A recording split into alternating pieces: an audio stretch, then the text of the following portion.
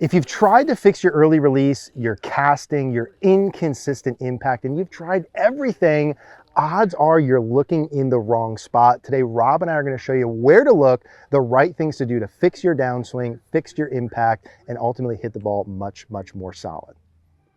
All right, guys, our 50% off holiday annual sale is back at CogornoGolf.com, where you could get coaching for the next 12 months for less than I charge for 2 hours in person. It's over 50% off our normal price. Frankly, it's like 80 to 90% off the retail when we sell everything separately. And what I find with the coaching, obviously for me, when I got a great coach, my game completely changed. I went from guessing and frustrated day to day to knowing exactly what to work on, what drills to do, when to move on to the next piece, and my game went to a completely other level.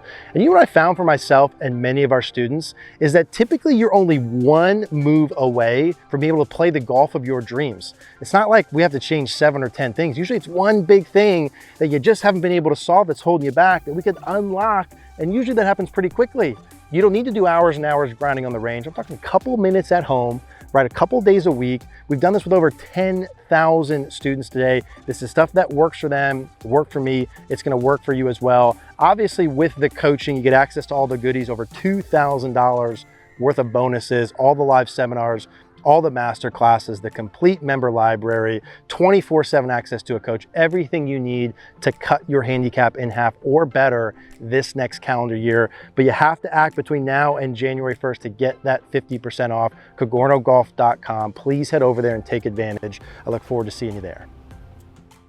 Okay, Rob, a lot of golfers who come see us who struggle with consistency during the downswing, struggle with some form of early releasing, casting motion. Yeah. And we see a lot of them spending a lot of time trying to fix the wrist angles, which is all good. We want them to spend some time on that. But in fact, if they never get this part we're going to talk about correct, the arms and the elbows, I'm going to give it away, you really could spend so much time trying to fix the release and through the ball and never get anywhere if you don't get this part correct. Yeah, I agree. I think it's an overlooked piece for sure. The role of the elbows in terms of controlling the wrists is misunderstood to an extent and certainly not taught a great deal. So if you're trying to hold on to the angles, as Eric mentions there, like the lag, some people would call it the lag, you want to have some shaft lean at impact, but every time you film yourself, keep seeing this problem with the shaft leaning back. And we know that leads to fat shots, thin shots, kind of chaotic contact really. Yeah. People try a lot of things. They do these pump drills, they do these exercises, they try to hold on to these angles for dear life. But really when it comes to it and they hit the ball, they see this shaft leaning backwards, and it's because the elbows are really the root cause of the problem. Yeah, exactly. The elbows are the root cause. Maybe I'll come in and you can kind of move me around a little and we can demonstrate that.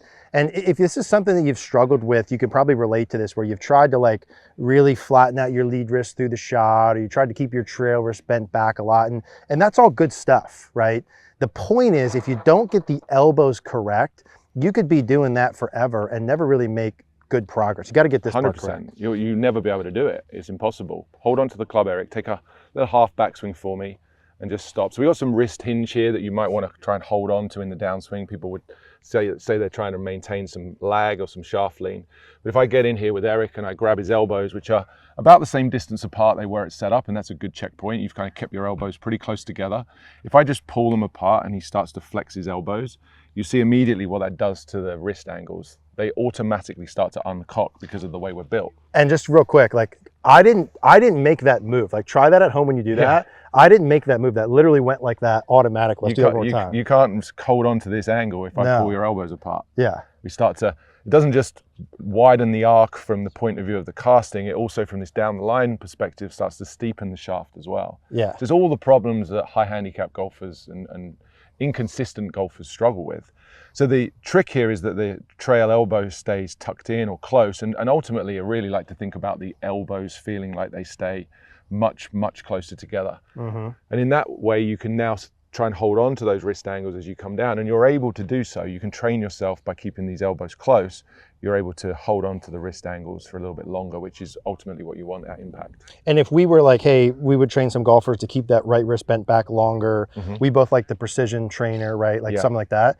It's do that. It's just like that's after the elbow. Yeah. Or in conjunction with. In conjunction with. Right. It's just like we can't do that without the elbow. And some people will try to bend the wrist back and do that well, and they'll automatically move the right arm better anyway. So they might not need this piece. But there's a lot of people, there's a lot of people who are just trying the wrist piece, completely missing the fact that they're losing the battle with the arms. So if I'm in like here, right, in the delivery position, I think an easy way to see this from face on too, Rob, is if I'm in a normal delivery, even if I just go like this, as my elbow would go back away, my wrist starts to automatically early release. It does. Or sort of said different, the wrist gets forward of where the elbow is. Yeah. And as the wrist gets forward of where the elbow is, there goes the wrist angles, there goes the shaft lean, there goes the club path, right out to in. Yeah. And so it's this elbow position. Maybe you want to, should we put some? Yeah, we talked about this in a different video, which we should link at the end for people who didn't see it yet, because the coding of the elbows makes it very easy to understand. The external rotation of the upper arm, or the losing the arm wrestle feel that Eric would be able to communicate here, we call that position 3. Position 3 of the upper arm. That keeps the elbow pointing out towards the camera. It's a good thing, and it helps Eric to keep his forearm aligned so it's still angled towards the target. So his wrist is behind his elbow, as opposed to the other way around. Yeah. This coding for the elbow, when it moves from losing the arm wrestle, Eric, that's position 3. We said we like that for golf, and we do. To the other end of the spectrum, which would be winning the arm wrestle, this would be position 1, the other end of the spectrum. So 1 would be very bad for golf with the elbow. 1, 2, 3. Moving it all the way forward is the secret sauce that helps you to then sustain the wrist angles that you always want to do. If you lose the elbow, you can't keep the wrist. If you lose the elbow, you can't keep the wrist. Can't keep the wrist, you said. So that's huge. I almost like, that's the video. Write that down. Remember that. Cue back in on that when you're hitting balls. If you see yourself doing the early release, you have to get the elbow. You got to get the club face situated. But assuming you're reasonable there, you have to get this piece first. Yeah. Now, really zoom out, super simple. I like what you said, Rob, which is like, at the setup position, okay, I get it, guys. Elbow forward, that's what I want to feel like. How do I do that? The general concept of keeping the elbows the same distance that we started with, I think is a nice, simple concept. I do. But there's like a layer deeper that you mentioned, which is sometimes it's usually not as simple as just keep it. You've got to like squeeze it more and more and more throughout the swing. I would tell you, in my years of teaching, the more often I hear this message now back from students is that the swing needs to have a certain level of tautness or rigidity to it that they didn't realize needed to exist. And I think that speaks to how a lot of people consume golf content. They think it's supposed to be loose and light and easy, and really the opposite's true, especially for the less skilled players. I think you need that sense of structure to move the club around you and produce more consistent, repeatable impact. If you're soft in the limbs and the joints, everything starts floating around and we just lose all of that control. So to Eric's point, it's not just about keeping the arms close together, which I do think is the good feel, or a good thought, keeping the elbows the same sort of distance apart throughout the swing, is an active squeezing and contracting of the muscles as you hold onto the club. And you want to try and conserve that throughout the swing. Let me try and do some of those, Rob. I'm gonna maybe hit a couple here. Okay. To starting point with it, obviously, let's say like I've identified that I'm early releasing it. I'm casting, I've tried the wrist angle stuff. I'm not hitting it solid. I want to start this.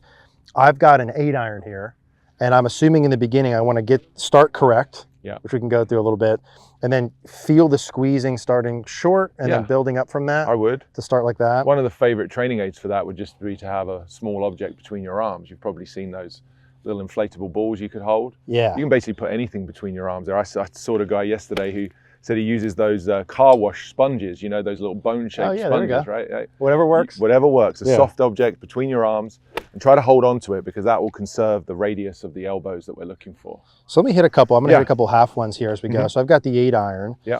And I'm going to start with the elbows pretty close together. So I definitely feel my right elbow squeezed in. Yeah. I'd say there's a sense that you're pushing together, and I think that's hard to sometimes convey on the camera, but you're actually squeezing your arms or pushing your arms together.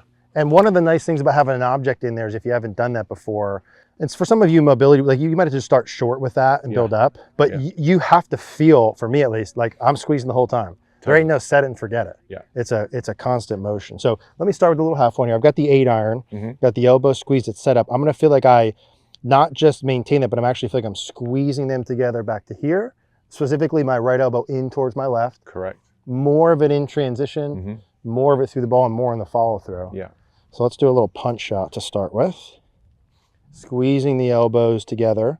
Right elbow feels forward of the wrist.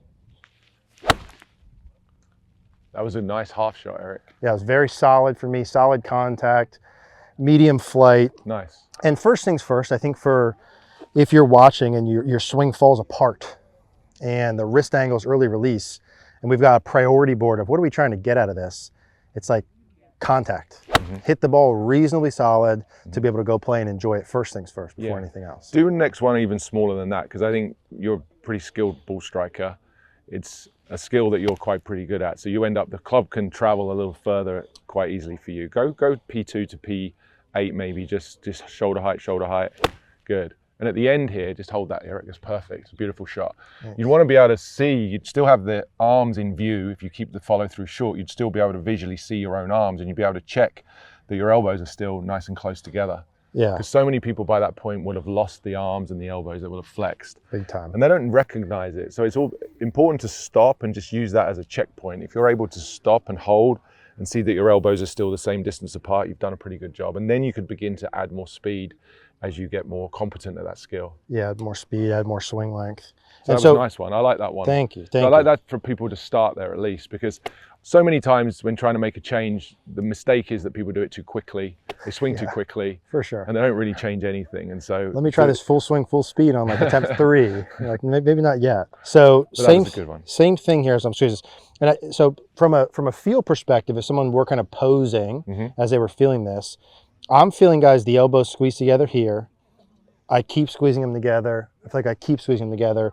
And into here, for me, as I'm feeling that, I do like, it's kind of a little overly simplistic, but just the idea of like, where's my elbow compared to the wrist? And Rob put those numbers on there. Yeah, the 3 with the elbow, definitely get it in front. Yeah, it's like, I feel like I have to feel the elbow more towards the target than the wrist and the shoulder for me to get to an alignment where it's about in line. I've got to feel it more forward to get to in line. And obviously when I'm feeling that more forward, very easy for me to maintain that angle with my trail wrist. I actually like one-handed right arm only swings, not hitting the ball necessarily, because that's quite complex and difficult to do and can be a little bit disheartening if you try and hit the ball and you don't make contact. But actually just using the right arm on its own, you learn how to move it in front of your body, that motion of pushing the elbow in front in the downswing, which also at the same time really helps to keep the trail wrist extension that we like. And just hit the ground, or just hit a tee if you want to just practice hitting a tee.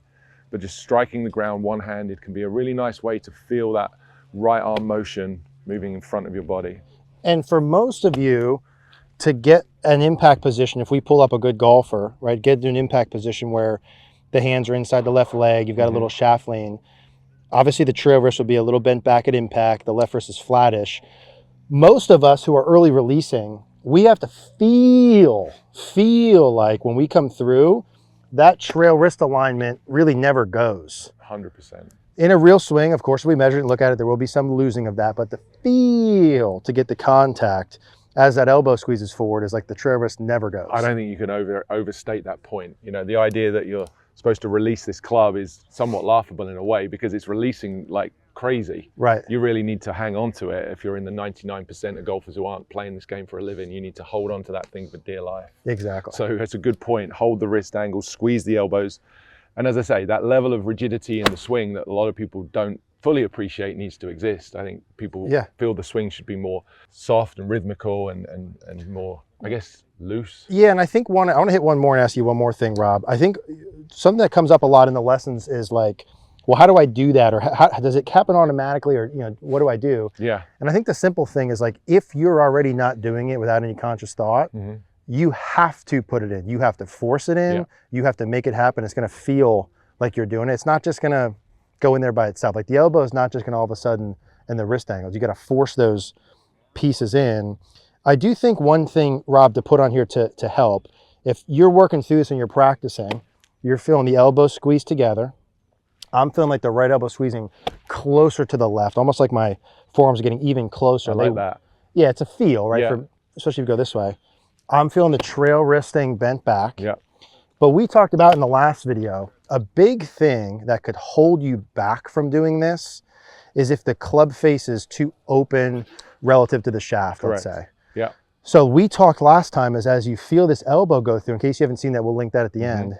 There does need to be some forearm rotation, right, to square the bottom part up.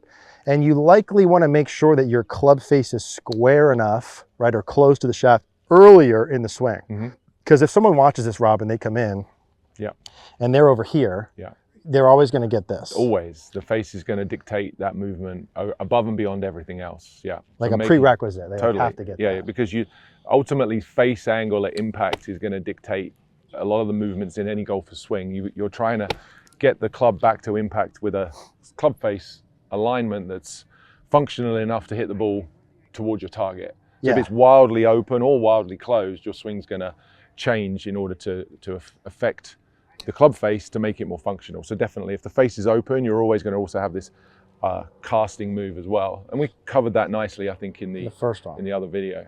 And then if the face is open, you do that. It's like you're never going to do it. Just real quick from down the line, Rob, can we give them an alignment of like where the face relative to the shaft? Definitely. Just as like a reasonable checkpoint. Yeah, I think if you could visualize an extension of the shaft. So if I made the club longer here, you'd see how the toe of your golf club or the leading edge of your golf club is turned to the left of it. Okay. That would make it closed to the shaft. And if it's to the right of the shaft, you're going to have a face that's open. So if you look back at your club face, it would really be a reference for that leading edge here in this checkpoint. And you want a leading edge or the grooves to be turned just slightly down or close to the shaft. Perfect. It's a nice one. So if you're practicing this, especially if you're doing the little shorties, you're squeezing the elbows closer, right? Yeah. I want to have a reference point of the right elbow position, feeling a little forward of the wrist and the shoulder, and just take a quick peek-see back at your club face. And if the toe, to the point that Rob mentioned, if the toe gets behind the heel too much on the way back or on the way down, you're going to have a hard time feeling this. And so your brain's going to have a hard time. So in with this, just keep an eye on that little club face. Very good. And it's the reason why you should start with those small ones, because you can actually keep the club face within your vision and you can just have a bit more of a sense of where it is. Because once you swing back past shoulder height, you lose sight of the club face, and so you don't always know where it is as well. So keep it short, control the face, squeeze the elbows, and things should get better pretty quickly. I like it. I'm going to pop one more out and then we'll wrap her up. Starting short and then building longer. And when you guys are practicing too, you know, like maybe you start your practice with 5 or 10 reps like this, kind of hip high. Then do 5 or 10 a little longer, kind of build your way up, like putting more weight on the bar when you go to the gym each time. Can't get too good. Overload, right? Progressive overload. I like it. Can't get too good at this. Okay, squeeze the elbow, squeeze the right elbow in towards the left. That's going to help me keep the wrist angles when I come down. It's a nice shot. Strike. Slight draw just slightly left of the target line. Rob, thank you. Eric, I appreciate pleasure. that. Yeah, if you guys... That's a big one, right? I think that'll help a lot of players. It's a nice one for people to focus on, and quite a simple concept. Keep the elbows close and keep them squeezed. Simple concept, some nice simple checkpoints. I love that about Rob Cheney. If you guys haven't seen it yet, we'll link that down below. He's got some awesome videos. Go check that out. But just the idea of like, man, if you've been struggling like I was, trying to get the release and didn't know why, do the elbows. Get the elbow position first. Thanks, Rob. Appreciate you. Thank you. If you want to watch more like this, check out this video next.